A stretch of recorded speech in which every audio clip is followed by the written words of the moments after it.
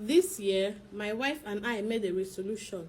No more fights. Instead, we'll talk things out, communicate openly, and avoid bottling up issues until they exploded.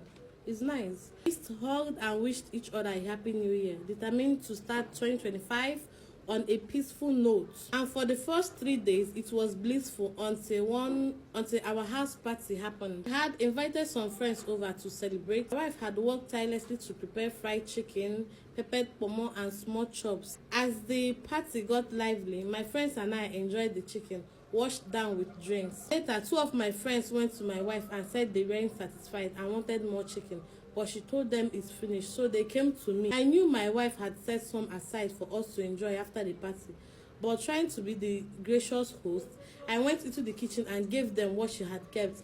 My wife didn't say anything at that time, but I could sense she wasn't pleased. I brushed it off, thinking it wasn't a big deal. What wasn't a big deal? I'm not your wife, but I'm boiling right now. What did you just do? Okay. Later that night, when the guests had left and we had cleaned up, I became hungry again. So I casually told her I wanted fried chicken, and she blew up. Enter the kitchen yourself and fry it because I won't, she shouted at me. Yes, nice one, Sissy, nice one. Sisterhood is proud of you. I was shocked. Then she said something that caught me deeply. You act like a fool around your friends, people pleaser. I exploded and called her imprintable names, but nobody is a match for my wife when it comes to name calling. And in my anger, I raised my hand and almost hit her. I stopped myself. Now, wow, this new year. She looked at me and I saw raw fear in her eyes. Then I backed. If I come back and there is no fried chicken, you will see the animal in me. I stormed out of the house and went to cool off at a beer parlor. Sitting there, I felt miserable. The year is still new, and while other families were celebrating together, I was alone, angry over fried chicken. I started feeling guilty.